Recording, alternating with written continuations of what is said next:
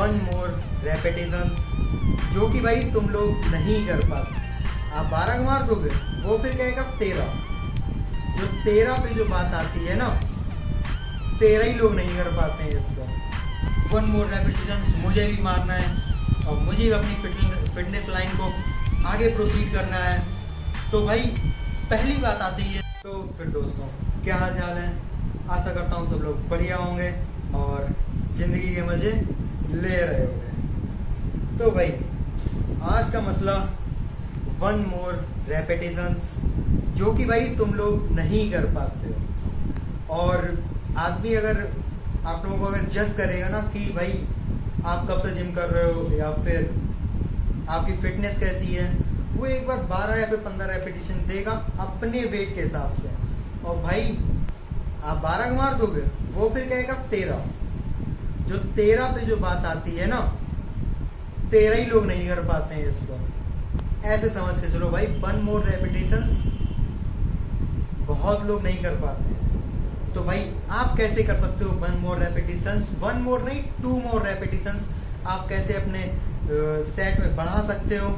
तो भाई जानने के लिए बने रहे वीडियो में। Let's enjoy.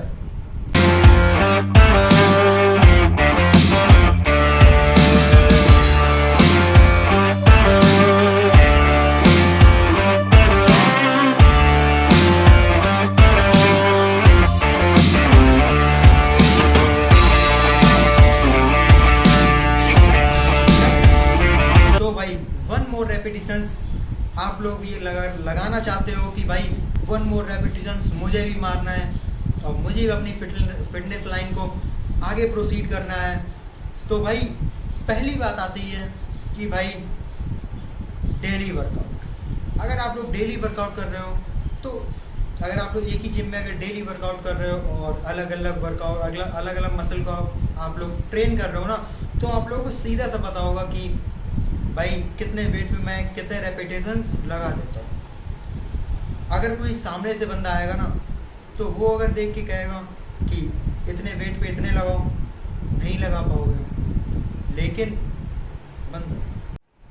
तो फिर दोस्तों वन मोर रेपिटेशंस के लिए जो जोर लगता है, तो भाई उसी जोर और भाई दम के साथ बने रहें इस वीडियो में।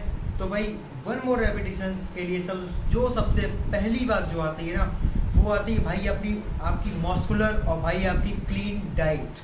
अगर आप लोग डेली वर्कआउट करते हो, तो भाई आप लोगों को अपनी क्लीन डाइट और भाई अपने वर्कआउट और अपनी मील के ऊपर बहुत ज़्यादा फोकस करना पड़ता है कि भाई किस टाइम क्या लेना है। आप लोगों को वो सारी बातें पता होगी। तो भाई अगर आप लोग उसको मेंटेन रखते हो ना, अगर आप लोग उसको कंसिस्टेंसी की तरह अगर आप लोग लेके चल रहे हो, तो कहीं ना कहीं आप वन मोर रेपिटेशंस लगाने के लायक हो। दूसरी बात जो आती है भाई, वो आती है बहुत ज़रूरी बात कि कंसिस्टेंसी। अगर आप लोग रोज़ वर्कआउट कर रहे हो ना, तो आप लोगों को प्रॉपर पता होगा कि भाई मैं कितने प्लेट, कुछ लोग प्लेट के साथ चलते हैं, कुछ लोग जो उसके ऊपर लेवल पे जो केजी जो वेट लिखा होता है ना, कुछ लोग उसके हिसाब से चलते हैं। तो आप लोगों को प्रॉपर पता होगा कि भाई मैं कितने वेट पे मैं कितने रेपिटेशंस लगा सकता हूँ। तो आज मान लीजिए आज आप चेस्ट को ट्रेन कर रहे हैं, आपने जितने भी वेट पे जितने भी रेपिटेशंस लगाए, तो जब आप अगली बार जब आप चेस्ट करने आओगे ना, तो एक रेपिटेशन बढ़ा के करना है। पहली बार में टफ होगा, सबके लिए टफ होता है, लेकिन जब आप दूसरी बार करोगे ना, तो भाई आप उसको बहुत प्रॉपर से कर पाओगे, बिल्कुल प्रॉपर से कर पाओगे।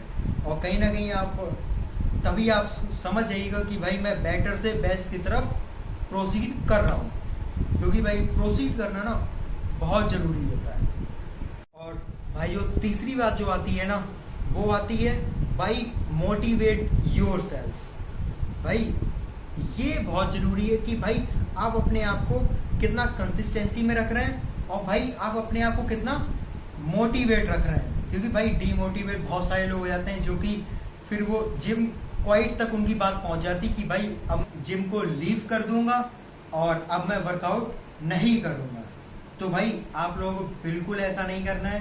भाई 1 मंथ 2 मंथ भाई टाइम लगता है, क्योंकि फिटनेस टाइम लेके ही आती है। ऐसा नहीं होता कि सबके पास फिटनेस एकदम से पहुंच जाती है। तो इस बात को भी आप लोगों को अपने डायरी में लिख लेना है भाई। डायरी के पहले पन्ने पे ये बात आप लोगों के मेंशन होनी चाहिए। और फिर बात करते हैं भाई बैलेंसी ऑफ माइंड की। नया टॉपिक सुना होगा ये तो आप लोगों ने।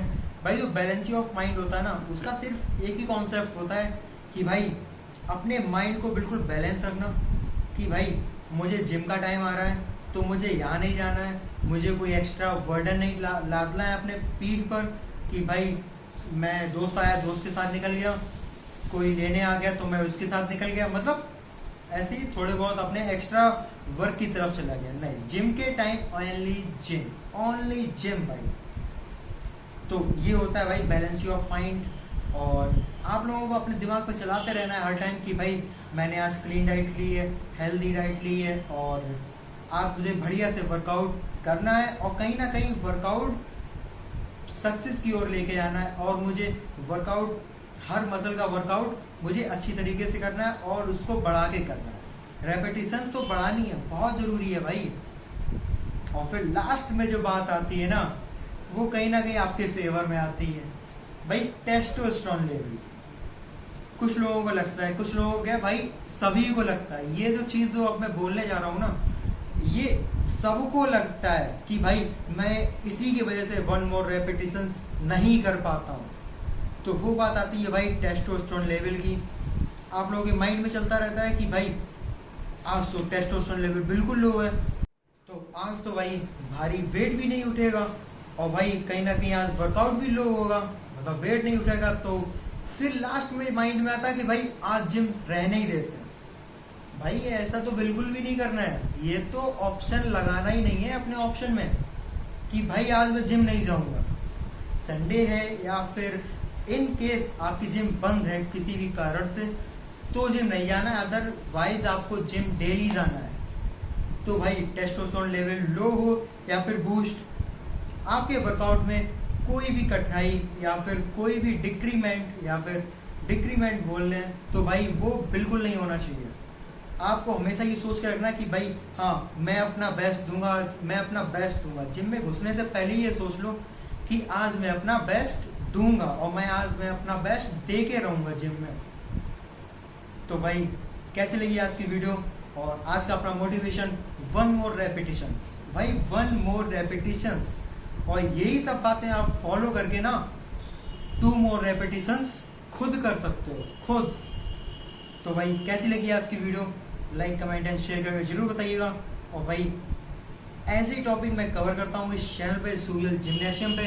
तो भाई बने रहें चैनल पे और बने रहें, प्रीवियस वीडियो को भी देख के आइए, और भाई तभी आप लोग आगे वाली वीडियो पे बढ़िए, कहीं ना कहीं आप लोगों को बहुत ज़्यादा फायदा मिलेगा। Thank you, thanks for watching.